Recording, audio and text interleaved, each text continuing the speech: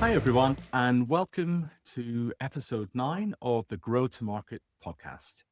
Today's episode is all about AI governance. And the question we're going to be asking is, could what you don't know actually hurt you? Now, this episode today really is talking about AI governance in real businesses, from the internal productivity use case right through to AI that's embedded in products. So there's lots of stuff here for people, whether you're a new business, a founder with a fast growing business, wondering how AI is going to affect you, or whether you're a more established business like a tech business and you're deploying AI within your products. There's something here for everyone. So certainly stay tuned and we'll get started. So first of all, I'd just like to mention our episode today is coming to you in partnership with 3 businesses heavily involved in the world of AI.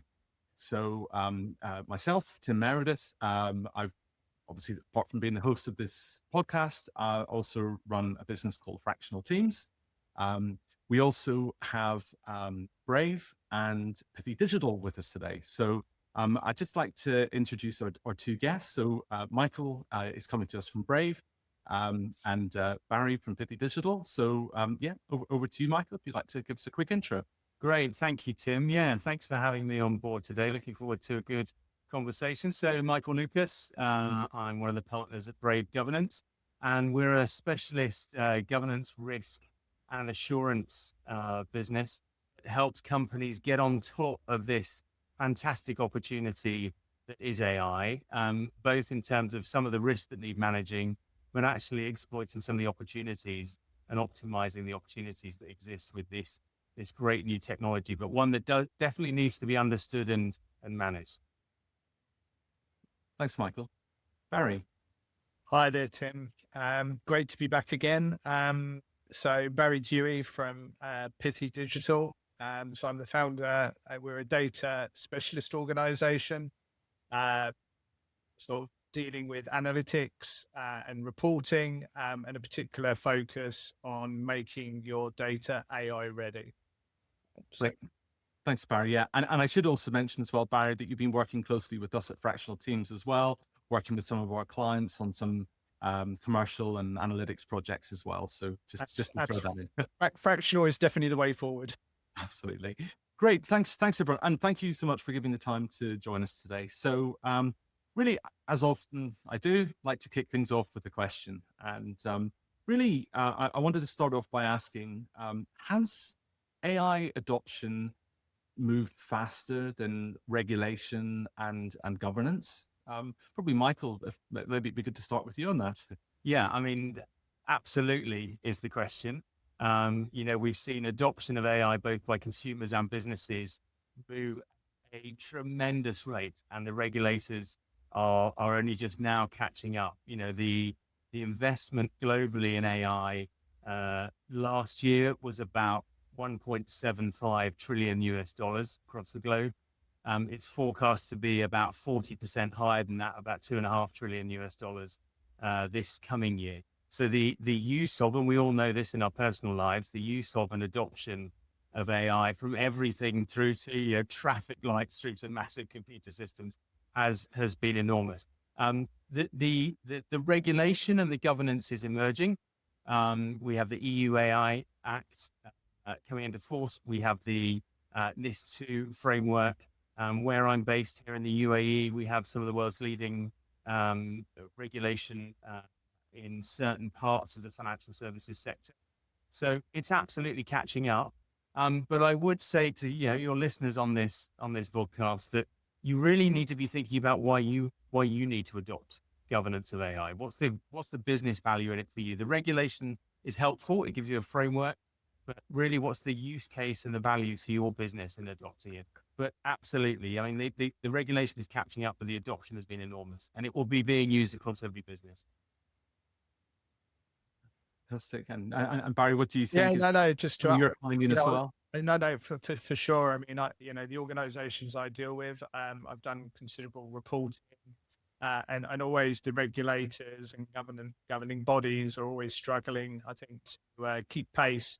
I think even more so with regard to AI because as Michael mentioned, obviously the proliferation, the sheer investment, the scale of it is immense.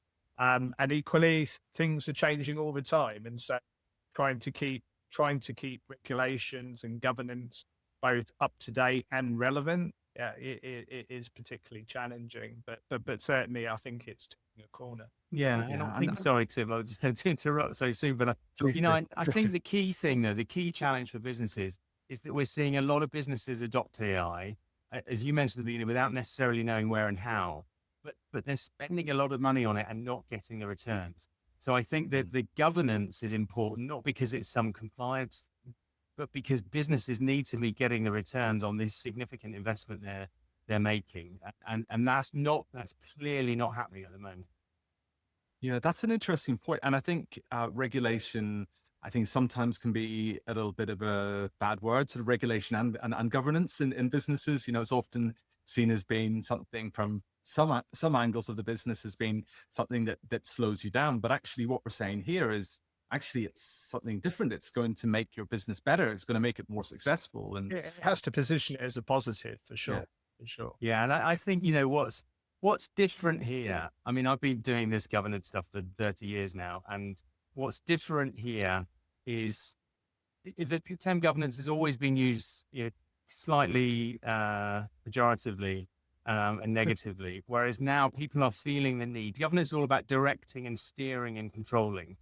AI, and particularly agentic AI, is definitely something that we're going to need to steer and control to the extent we can and govern. So what I've seen in the last year or two is an adoption of this concept of governance in a way that it has not been before. I wouldn't say it's become sexy, but I would say it's become much more widely used in a business context and not just a regulatory context. So Baz is absolutely right there. It's it needs to be something that is beneficial for business.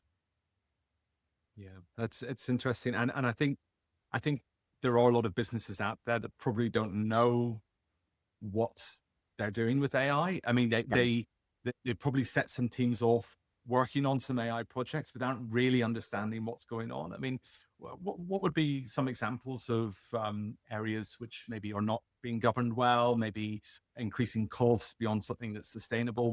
What kind of areas do you think? Well, businesses. There's a few. I mean, and what's interesting is it's not just the smaller companies who are getting to grips with it and struggling. There's some really, quite high profile examples of AI being adopted and not delivering. But I think, one of the biggest hurdles, Barry just mentioned it there, is data quality. So, 60% of AI projects that are undertaken are either being abandoned or expected to be abandoned because the data quality isn't sufficient to support the AI use cases that are needed. So data quality is massive. Adoption, we'll come back to this, but when you're thinking about AI, you've got to think about humans, about data and the machine. And the first bit of that is humans. So humans wanting to adopt this. We've seen great examples of AI being rolled out and people just not adopting it, either because they're fearful that it'll replace them, or because they just aren't getting the benefit from it. And I won't mention the name, but there's one very, very high profile consulting business rolled out its own AI solution, internal solution that was meant to pull together all of its knowledge, hugely powerful if you were to do that. And actually they realized that, slightly pejoratively, but a 12-year-old with ChatGPT can probably get, better quality answers. So I think so I think there are some real challenges for companies, big or small. So being really clear on what's the business case for doing this and how and where are we using the system is key. But you've got to have the data and you've got to have the people along with you as well. Yeah.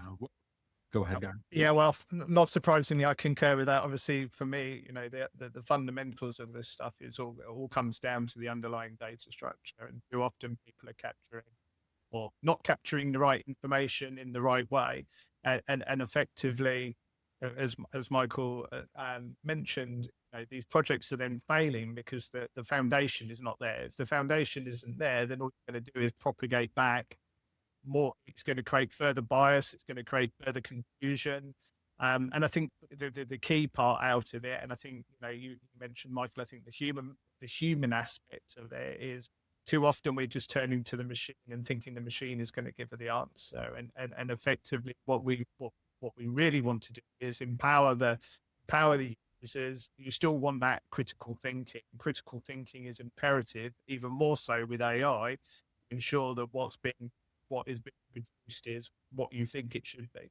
Yeah, and there's Yeah. some really, we won't go too deep into all of this, but there's some really interesting studies about the different rates of adoption of AI by different generations of users, Gen X, Y, or Z. And I think one of the things that's really interesting is when you've got that combination of perhaps people who are, I say but my age definitely, who have got 30 years of experience behind them, but are not adopting AI quickly enough. When you can bring those two things together and upskill those experienced hires, then the benefit to your organization is much greater. And yet you may have a younger generation who actually, surprisingly, the usage of AI in the younger generation is not that much lower than in older generations. So there's definitely a need to upskill and to use AI differently across the business. And I think, making sure your employees are comfortable in doing that is massively important as well. Do you think there's an element of hype cycle in this as well? So working in the cloud communications industry as fractional teams often does, we work with businesses that sell call center, telecom services, things like that. And a lot of the customers of those businesses decided, okay, we're going to roll out all voice agents, all answering calls, making calls out in some cases. And actually, trying to remove the human from the loop. And they thought AI could handle this. They found that it couldn't, partly because the data that was being fed in was so flawed and they didn't really think about it. And I can almost see this classic hype cycle of, we reached this stage of lots of people tried to adopt it. It got really high and then it kind of it's dropping a little bit off as people are realizing that, okay, this isn't quite as simple as we thought. And now they're dropping back to human agents again, only to perhaps build up on, after that trough of despondency, as I think Gartner or Forrester put it, they have to reach Gartner one, they have to reach back up again, up to the kind of, they won't get to that peak again, but they'll build back up slowly. Is that something you're seeing in businesses, and maybe also, it's the reason why, because they're not getting this governance right from the start. They're not really thinking about the way to adopt it properly. Yeah, I mean, completely, Baz. If you don't mind if I just go first on this one. I mean, I mean, so FOMO is not a strategy, even though it seemed to be at some point. And we are seeing companies that do this really well are the ones that are not just seeking the efficiencies. So a lot of service operations, as you mentioned there, call centers, some, they can see it, healthcare as well. They can see real opportunities to make humans redundant in the process. That's not the goal here. The ones who are really doing it well are thinking about how do we really completely rework our operating model? How do we build human agent teams where we free up those individuals from the kind of more administrative tasks that they were doing, to actually do more insight, more customer focus, more relationship management, even at scale, in a call center, for example. So the insight. So I think reworking processes, building kind of human agent teams, I think using AI to give you more, to actually action some of the insight that it was creating before. So companies that are doing this well are rethinking their model. They're not just looking for efficiencies. There's some interesting examples. Games Workshop is the one that everyone's talking about at the moment, where they've deliberately taken a more cautious approach to AI. And that's, there's lots of noise that they've stopped using it. Their policy was not to stop using it, but their content, they wanted to be created by the humans, because that's what they knew would differentiate them from their competitors.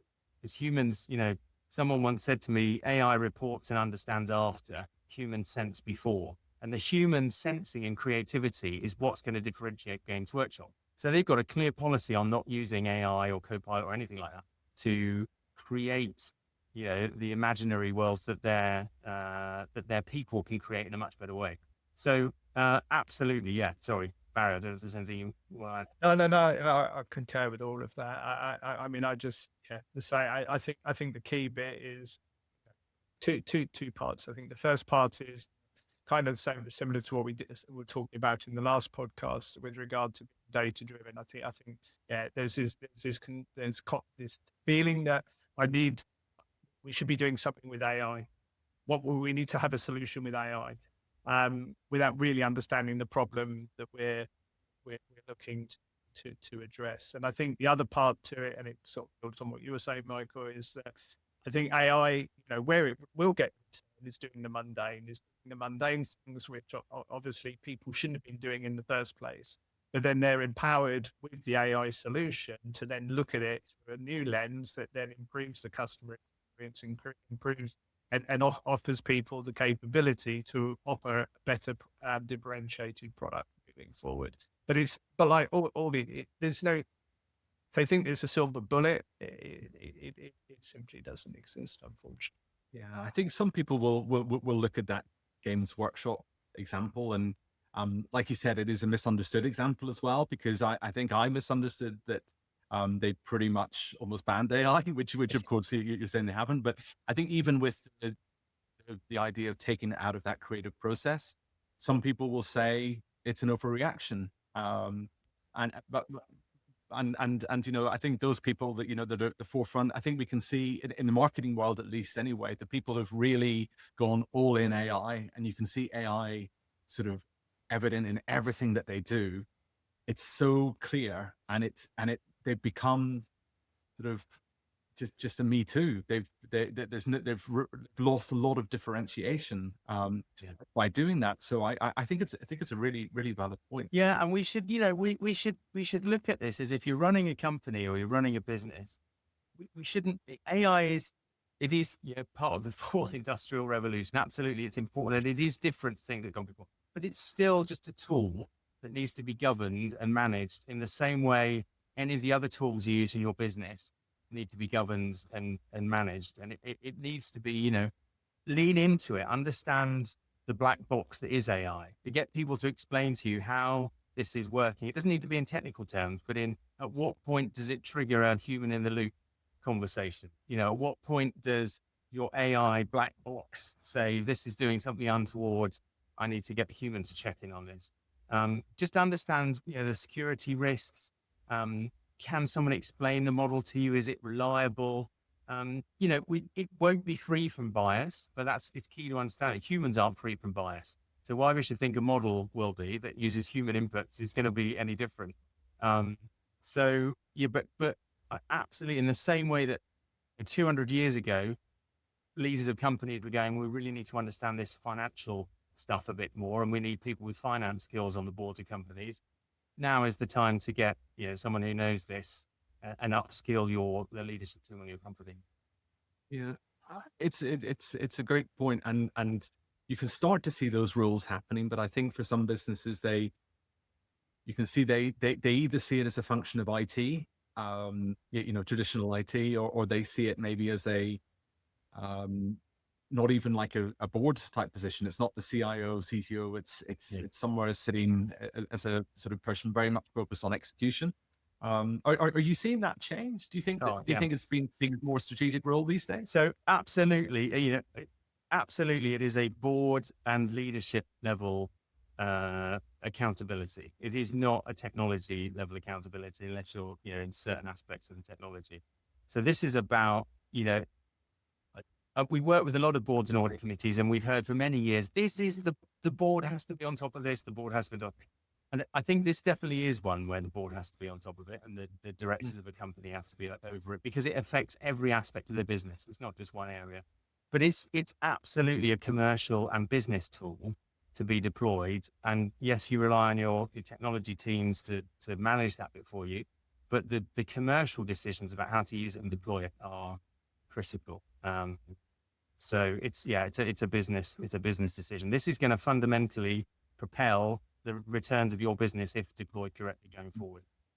Yeah, I can only concur with that. I think for me, it's as Michael said in one of the previous comments, it is another tool in the overall armory, and for me, it's the same as reporting and dashboards. Yeah, ultimately, the IT teams can be the one, and the product, the ones who can develop this stuff. But ultimately, the accountability for it is, it comes from the top downwards. Comes from the top, that you have to have that buy-in from everybody to scrutinize it, to understand and understand the output of what's being produced. And as I mentioned earlier, I think that this fourth sort of industrial revolution, is just creating such a volume of information. I mean, we can already drown in information before the advent of AI. AI is only propagating even more to get your arms around, and for the business to understand what those ramifications are. Yeah. Yeah. So I think that's right. And the ramifications, the directors need to challenge it. I mean, sorry, just to go off on a slight little story. We've got some of the big chip manufacturers here in the UAE, and they're present, and they were telling us all about their latest chips and the cost of them, which is kind of eye-watering, but also the use of it. And there were a load of people in this forum. About 3/4 of the way through, the guy who was running it just stopped, and he said, "Look, I'm hearing a bunch of people with solutions looking for a problem." And that's the essential challenge for business leaders, is you've got to make sure, if you leave it to technology teams, they're brilliant at coming up with solutions. They're amazing. But they've got to be answering a business problem in the first place. Yeah, and I suppose the other side of that as well is you've got the hippo problem, the highest paid person's opinion, and that's often just get it done with AI. Don't hire that person, get it done with AI, and to hell with the risks, And it's kind of one of those things where I think, there's definitely people who should and people who shouldn't be making those decisions. It's interesting. So just thinking about it, and that role particularly, actually, so you have someone coming in, or maybe you've got someone in the business already that you think might be a good candidate to step up to the board to take on that role, that strategic role, looking at AI. What do you think are some of the top things they need to be worried about in their organization? The top things they should really be looking out for? Yeah. Well, I think the first one is know where you're using AI. And what shadow AI is being used. So, we work with one company, and initial conversations were, well, we've probably got 30, 35, maybe 40 use cases of this across the business, and they had over 2,000.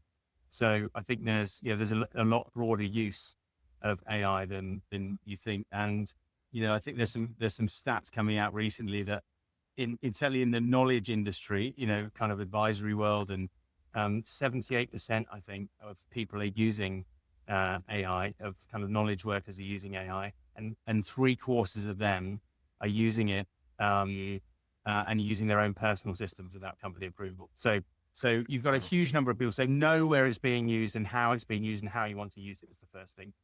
Secondly, just get a very quick handle on what the risks are, because that needs to drive everything else that you do. If you're very low risk, if you're not really processing a lot of personal data, if the impact's going to be quite low on individuals, then actually the measures you need to put in place are low. But just be clear on what the risks are.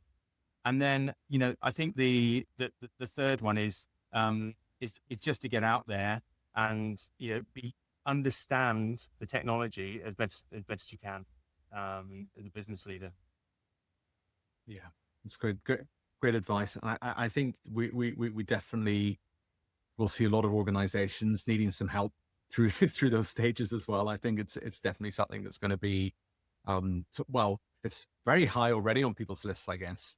Yeah, I think it goes back as well to what you were saying earlier, Mike, in terms of the human aspect of it. I think, you need, and the framing of it, rather than being sort of a draconian governance, regulatory, we mustn't use this, it's being transparent within the organization, to have open, honest conversations, to understand, everybody's learning through this process, to understand what the tools are that are out there, what actually provides you benefit, and empower the business to move it forward. Yeah. And I think if everyone invested in that and feel part of the journey, then you've got, then you'll reap the benefits of it.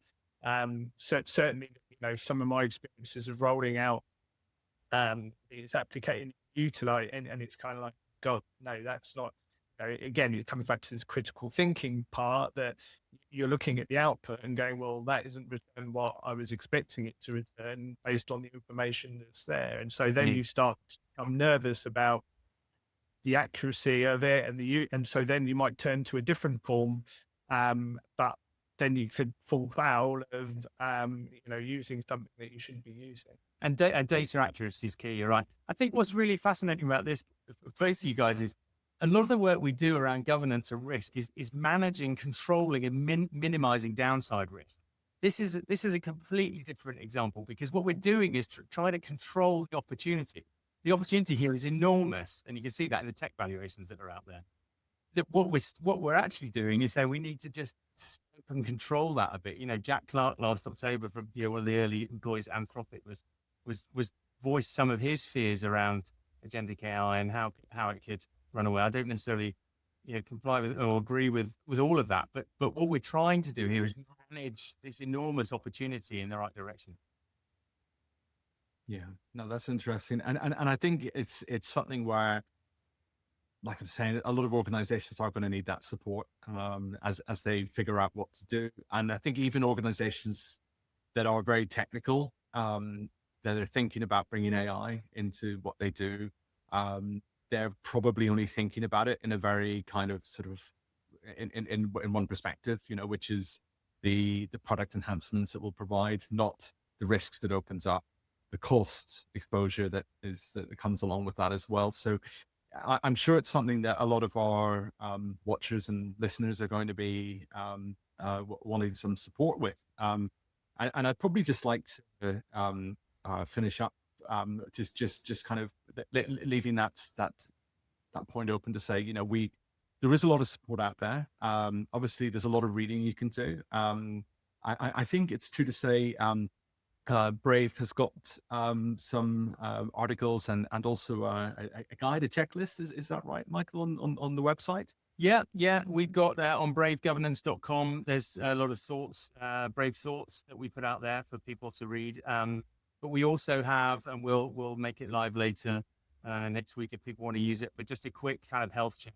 People just click on the link, go through a quick health check and see how they fare in terms of their maturity of managing some of this. It's all about going into it with your eyes open. That's fantastic, great, and yeah, of course, we'll be sharing that link along with the podcast, and also links to all the guests who are here today. I think there's a lot of opportunity to continue this discussion. I think the first thing you probably want to do, listen to our listeners, is to follow all of the guests on today's podcast, because I think you'll on LinkedIn, you'll certainly be able to see a lot of the discussions that are going on, and just being informed and being aware of what's being discussed is, I think, half the battle. And then I think it's about being then prepared and armed inside your business to take advantage of the opportunity. I think it's really key. So I'd really like to thank both of my guests here today. So Michael and Barry are returning guests. Thank you both for taking the time to talk today. It's been really interesting, and I'm sure lots of discussions to spark following today's recording. So thanks again. Thanks, Tim. Thank you. All the best. Thanks, everyone. And tune in next time. We'll be releasing podcast episode 10 in the very near future. So see you all soon.